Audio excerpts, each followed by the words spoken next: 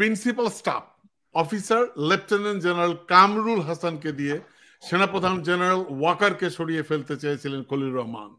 এই পুরো কুপরিকল্পনার বিষয়ে আপনার কাছে জানতে চাই, কামরুলকে এখনো কেন সরানো হয়নি? অসংখ্য ধন্যবাদ টিটো ভাই, এবং এটা অত্যন্ত গুরুত্বপূর্ণ একটা প্রশ্ন আপনি করেছেন আমাকে, এবং আমি বিনীতভাবে আমাদের দর্শকদেরকে বলবো যে আমি এখন এই প্রশ্নের উত্তর যে দিব, আপনারা মনোযোগ দিয়ে আমি যে কথাগুলো বলছি এটা একটু শোনার চেষ্টা করুন।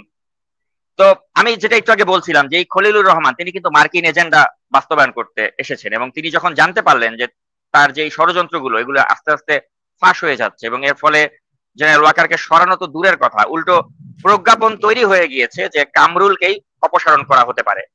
তো তিনি তখন যেটা করলেন যে তিনি তখন সরাসরি মার্কিন কর্তৃপক্ষের সঙ্গে তিনি যোগাযোগ রক্ষা করে মার্কিন chargé d' affaires Tracy and জ্যাকবসনের মধ্যস্থতা এবং সমন্বয়ে সেনা সদর কর্তৃক বরখাস্তকৃত লেফটেন্যান্ট জেনারেল কামরুল হাসানকে তার পদ হারানো থেকে রক্ষা করেন।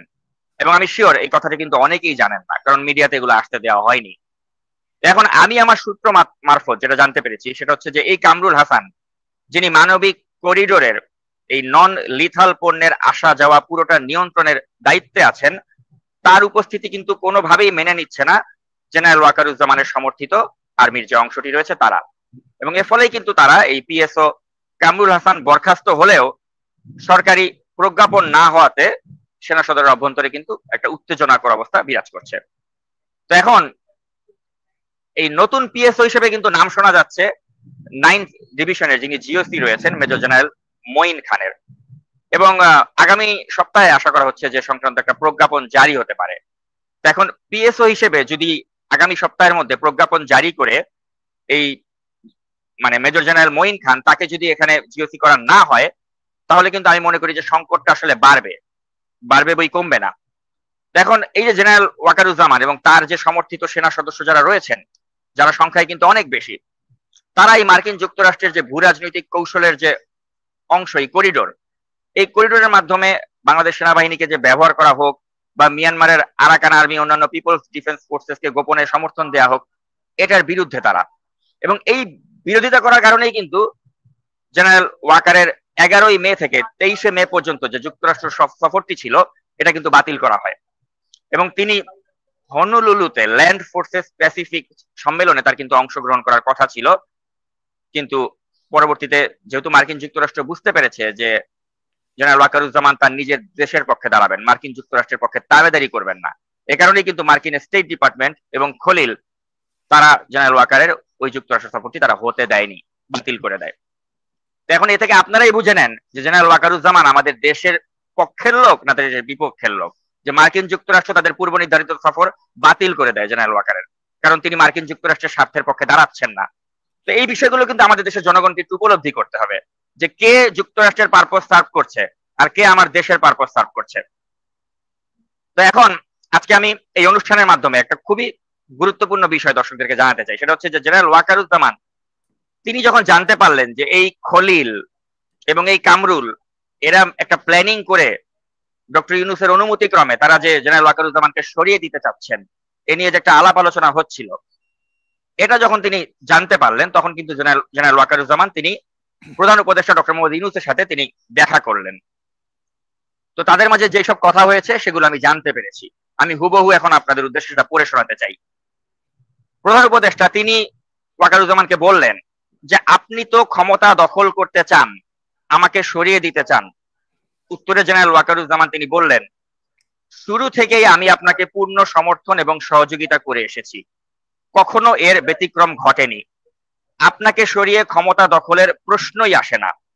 কেবল দ্রুত নির্বাচনের প্রশ্নে আমি অনড়, এবং এটা জাতির কাছে দেয়া আমার অঙ্গীকার। এখান থেকে আমার সরে যাবার কোনো সুযোগ নেই। আমি সৈনিক, আমি মুসলমান এবং এক কথার মানুষ, ফলে আপনার সাথে বিরোধের কোনো সুযোগ নেই আমার। আর দেশবাসীর কাছে নির্বাচন প্রসঙ্গে দেয়া অঙ্গীকারের সাথে আপোষ করাও আমার পক্ষে অসম্ভব। আমার সৈনিকেরাও দ্রুত ব্যারাকে ফিরে যেতে চায়। তো এ পর্যায়ে জেনারেল ওয়াকারুজ্জামানের দিকে তাকিয়ে থেকে প্রধান উপদেষ্টা ডক্টর ইউনূস তিনি আসল আলাপটি তিনি পারেন, অর্থাৎ তিনি করিডোরের যে প্রসঙ্গ সেটা তিনি আনলেন। তো এক্ষেত্রে সেনাপ্রধান স্পষ্ট করে তাকে জানিয়ে দেন যে আগে রোহিঙ্গারা ফেরত যাবে, এরপরে করিডোরের বিষয়ে আলাপ করা যাবে, কারণ দেশের সার্বভৌমত্ব রক্ষার শপথ নিয়ে আমি চাকরিতে যোগ দিয়েছি। একজন সৈনিক হিসেবে আমার পক্ষে শপথ ভঙ্গ করা অসম্ভব, এটা স্পষ্ট করে ওয়াকারুজ্জামান তাকে বলে দেন। এবং তারপর তিনি গলার স্বরটা একটু নিচু করে তাকে প্রশ্ন করেন যে, স্যার, এই মানবিক করিডোর দিয়ে বাংলাদেশের কি লাভ হবে? তো তখন প্রধান উপদেষ্টা, তিনি, আপনি জানেন যে তার যে সব সুলভ ভঙ্গিতে তিনি মানুষকে যেভাবে বোঝাবার চেষ্টা করেন, তিনি তাকে কনভিন্স করার চেষ্টা করলেন। এবং এই কনভিন্স করতে করতে একটা পর্যায়ে প্রধান উপদেষ্টা ডক্টর মোহাম্মদ ইউনূস তিনি জেনারেল ওয়াকারুজ্জামানকে তিনি বললেন, আপনাকেও আমাকে দুজনকেই তো এই একই পক্ষ দেখভাল করছে। এখানে একই পক্ষ বলতে তিনি বুঝিয়েছেন আমেরিকা এবং জাতিসংঘকে। কাজেই তাদের জন্য কিছু কাজ তো করতে হবে। আর আপনি তাদের অনুরোধে 5 আগস্টের আগে এবং পরে হাসিনার পতন ঘটাতে অনেক অবদান রেখেছেন। তো এই পর্যায়ে সেনাপ্রধান ওয়াকারুজ্জামান একটু বিব্রত হলেন এবং তিনি খুব শক্তভাবেই ডক্টর ইউনূসকে বললেন যে, স্যার, আমি কারো অনুরোধে বা কারো ফোনে কিছু করিনি বা করবো না। আমার সৈনিকদের মতামত, কাণ্ডজ্ঞান এবং দেশের বাস্তবতার ভিত্তিতেই যেটা সঠিক ছিল সেটাই আমি করেছি। এখনো সংবিধান ও সামরিক প্রবিধানের বাইরে গিয়ে আমি কিছু করব না। তো তাদের মাঝে করিডোর বিষয়ে আলাপটা ওখানেই শেষ হয়ে যায়। তো এখন এই সাক্ষাতেই কিন্তু প্রধান উপদেষ্টার কাছে আমেরিকা সফরের জন্য ছুটি এবং মেয়ের গ্রাজুয়েশন যে সেরেমনি সেটাতে যোগ দেওয়ার জন্য বাড়তি ছুটিও মঞ্জুর করিয়ে নিয়েছিলেন জেনারেল ওয়াকারুজ্জামান।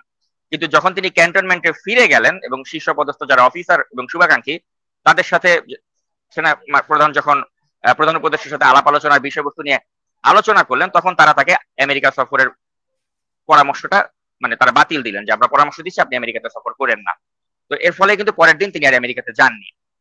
এখন এই সাক্ষাতের পরের দিনই কিন্তু এই কামরুলের অবসরের বিষয়ে নোট পাঠানো হয়েছিল, কিন্তু খলিল এবং কামরুল জাতিসংঘের আবাসিক প্রতিনিধি গোয়েন লুইসের কাছে গিয়ে কামরুলকে রক্ষা করে, অর্থাৎ অবসরের নোটের যে বাস্তবায়নটা এটা তারা ঠেকিয়ে দেয়। তো এর পরপরই যেটা ঘটে রিডো ভাই, যে ডক্টর ইউনূসের নির্দেশে 3 বাহিনীর প্রধানের চাকরিচ্যুতির একটা প্রজ্ঞাপন তৈরি করে সেটিকে বঙ্গভবনে পাঠিয়ে দেওয়া হয়। একই সাথে 3 বাহিনীর 3 জন প্রধানের নামের তালিকাও প্রজ্ঞাপন আকারে পাঠানো হয় এবং বিদ্যুৎ গতিতে এই খবরটা চলে যায় ক্যান্টনমেন্টে। আমি শিওর আপনি এ সম্পর্কে জানেন। তো এখন যখন এই প্রজ্ঞাপনের ফাইলটা বঙ্গভবনের শ্যাডার মেশিনে ঢুকে যায়, তখনই কিন্তু ক্যান্টনমেন্ট উত্তেজিত হয়ে যায় এবং ওই উত্তেজনা কিন্তু এখনো বিরাজ করছে। ক্যান্টনমেন্টের সেই উত্তেজনা কিন্তু এখনো থামেনি, সপ্তাহখানেক পার হয়ে যাওয়ার পরেও। এখন মূল বিষয়টা হচ্ছে যে জেনারেল কামরুল হাসান এবং ডক্টর ইউনূস এবং খলিল গং তারা কিন্তু একই অক্ষরেখায় অবস্থান করছে। তারা পরস্পরের উপরে আস্থাশীল এবং বিশ্বস্ত এবং মার্কিন যুক্তরাষ্ট্র এবং জাতিসংঘের স্বার্থে তারা একযোগে একই সুরে ষড়যন্ত্র করার জন্যই কিন্তু জোটবদ্ধ হয়েছেন। অপরদিকে জেনারেল ওয়াকারুজ্জামান তিনি আমাদের দেশের স্বার্থকে কিন্তু প্রাধান্য দিচ্ছেন এবং তাদের সাথে দ্বন্দ্বটা কিন্তু মূলত এ জায়গাটাতেই।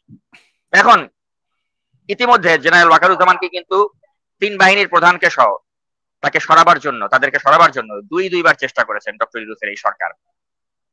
তৃতীয়বার যদি তারা এই সরাবার চেষ্টা করে সফল হয়ে যান, আমি আপনাকে গ্যারান্টি দিচ্ছি টিটো ভাই, আমাদের এই বাংলাদেশের আমাদের যে একটা সার্বভৌমত্বের ব্যাপারটা আমরা যে বলি না, এটা বলে আর কিছু থাকবে না এবং মার্কিনীদের করদ রাজ্যে এই দেশ পরিণত হবে।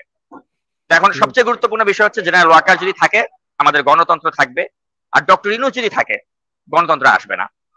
এবং এই ডক্টর ইউনূস তিনি নির্বাচন দিবেন, আপনি লিখে রাখেন, দেবেন। এবং ডক্টর ইউনূস দিতে চাচ্ছেন না এবং তিনি চাচ্ছেন ওয়াকারকে সরিয়ে দিতে, যেহেতু ওয়াকারুজ্জামান নির্বাচনের পক্ষে।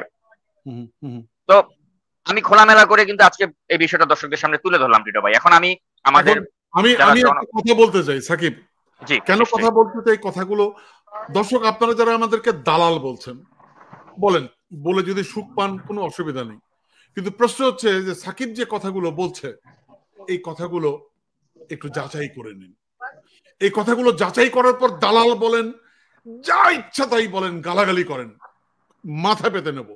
কিন্তু প্রশ্ন হচ্ছে বাংলাদেশের স্বাধীনতা, সার্বভৌমত্ব, গণতন্ত্র এর বাইরে আমরা যাব না, কোনো অবস্থাতেই যাব না, কেউ নিতে পারবে না।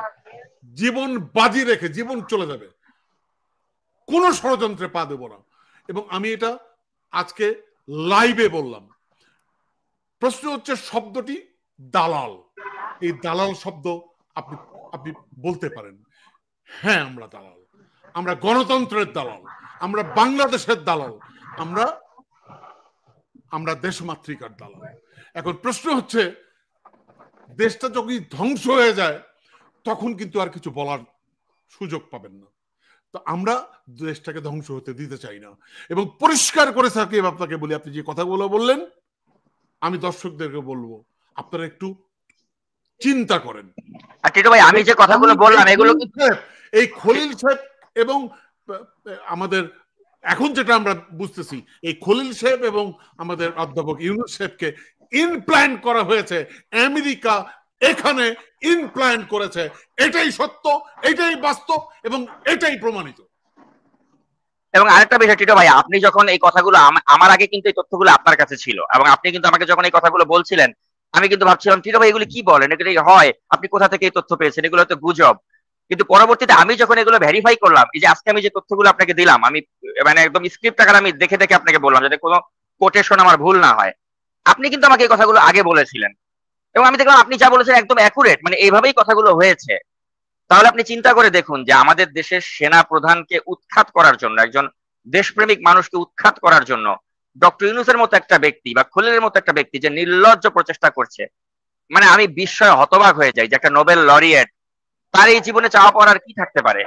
তিনি যখন একটা ষড়যন্ত্রের অংশীদার হয়ে যান, তিনি যখন একটা মার্কিন যুক্তরাষ্ট্রের পারপাস সার্ভ করার একটা টুলস হয়ে যান, এর চেয়ে লজ্জার, এর চেয়ে দুঃখের আর কি থাকতে পারে। আর একজন সামরিক বাহিনীর উর্দি পড়া একজন ব্যক্তি তিনি এখন গণতন্ত্রের পক্ষে কথা বলছেন, নির্বাচনের পক্ষে কথা বলছেন, আর এটা বলে তিনি জনগণের কাছে তাকে শত্রু বানানো হচ্ছে। এটা কল্পনা করা যায় যে মানে এক উর্দি পড়া একটা লোক বলছে গণতন্ত্রের কথা, আর একজন সিভিলিয়ান আমি যাদেরকে বলছি মাথার তাজ, হ্যাঁ সে গড়িমসি করছে। এবং সত্য কথা বলি সাকিব, এই যে সংস্কার আপনি যেটা শুরুতে বলেছেন, সংস্কারের কোনো কিছুই ঘটছে না। সংস্কার নিয়ে এই ইউনূস সরকার কোনো কাজ মানে সিরিয়াস না, এটাই বাস্তবতা।